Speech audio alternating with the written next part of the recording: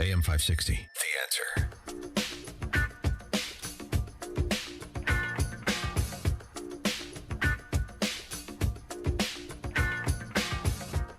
Good morning, everyone. My name is Matthew Gagliotti, and I'm the head of the Justice Department's Criminal Division. Thank you all for joining us today as we announce the largest coordinated healthcare fraud takedown in the history of the Department of Justice. Today marks a decisive moment in our fight to protect American taxpayers from fraudsters and to defend the integrity of America's healthcare system.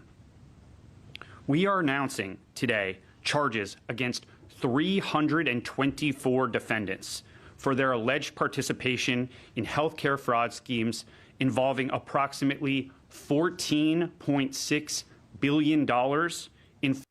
All brought to you by Obamacare. All of it, which massively increased this scheme.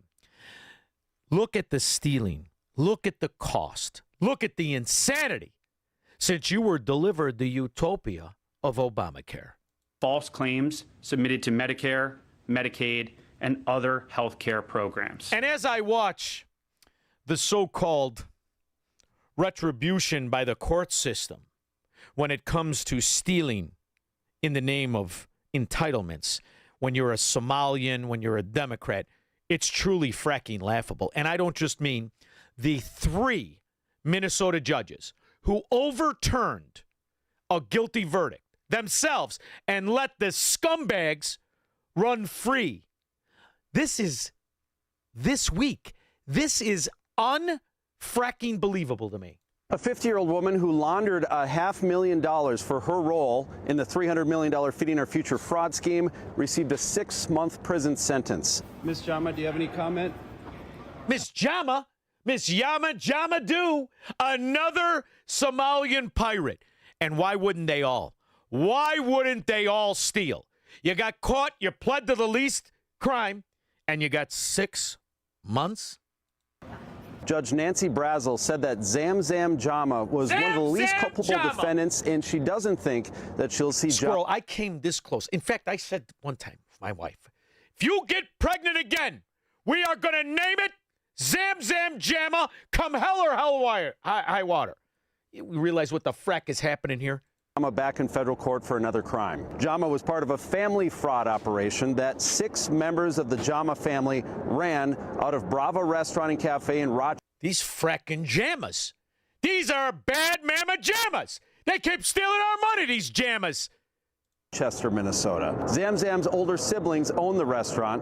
They were connected to Salim Saeed of Safari Restaurant, one of the worst offenders in the whole case. In all, the Jamma family stole a total of $5.6 million, claiming to feed 1.7 million meals. The Jammas are rat bastard liars and thieves. Why wouldn't you be? 6 months. Out of their tiny restaurant in 2020 and 2021. Did you not realize it was all a fraud scheme, ma'am? Zamzam Jamma used fraud money to buy a home in Rosemount and a Toyota RAV4. A RAV4, you made $6 million. Well, she's frugal compared to her brother. He's driving around in a Bugatti. Hey, the Jamma restaurant in Minnesota, you suck. Your food sucks, and you Jammas are thieves.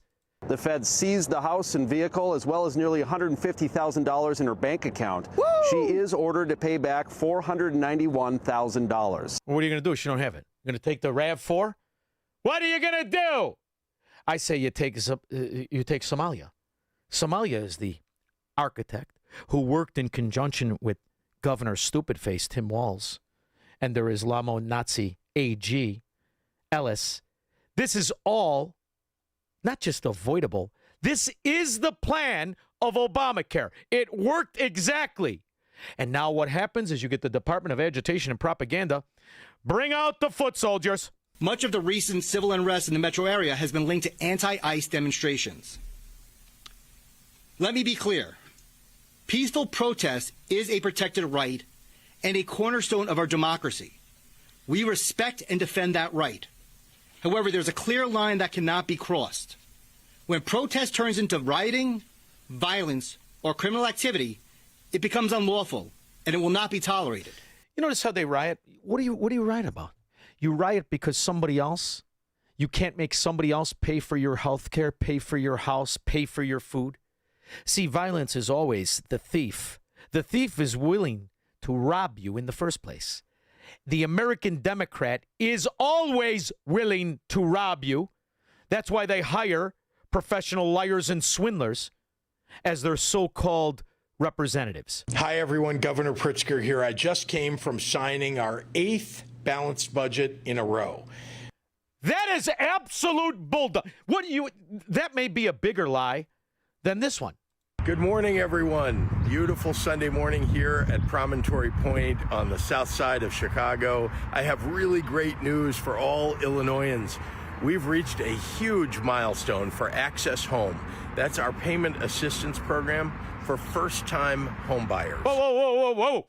I was distracted by the fact you want us to believe you're losing weight because you're exercising and you don't have an Ozempic. You're walking around on an IV, you fat, useless bastard. Now you've got money for first-time home buyers. Why are you raising the taxes on all the people who already bought homes? Hey, fat boy with the butter hands. You're going to give benefits to people who are buying homes, and you're going to raise taxes on people who've owned homes for years, and the value of that asset has gone down. Do I have it about right? You useless pansy. Do a push-up. Do one. I'll vote for you. Do a push-up. I'll tell everybody to vote for you. You fat slob. Now, in just 9 weeks, we've been able to help 1,500 families take the first step toward... For every one you do, I'll do 10. For every one you do, I'll do 10. Or I'll tell everybody to vote for you. You want to touch that there? You with the boobs. First-time home ownership. Along with our housing initiative in the legislature, we're on our way to fulfilling the needs of hundreds of thousands of families across the state. Yeah. Let's make it happen. Yeah, let's make it happen. Sounds great, huh? All bull dung. And if you're dumb enough to use their money to buy a home, guess what? You can't pay the cost to maintain it, to pay the taxes, to clean it. It'll just be more welfare down the insatiable hole of Democrat policy. This budget lowers costs for everyday Illinoisans. Also included in this year's budget are an array of new taxes. What? Making life more affordable for working families and investing in the future. Now, the budget plan will cost Illinois residents and also businesses $800 million in taxes. It relies too heavily on tax hikes and could place a greater financial burden on Illinois families. This is a budget for Illinois' future. Buy a house here. Buy an investment property. Buy a 3-flat, buy commercial. I dare ya. 312-642-5600. This is the Sean Thompson Show, where Democrats are always wrong, Republicans are seldom right, and politicians are never, ever to be trusted. On AM 560, The Answer.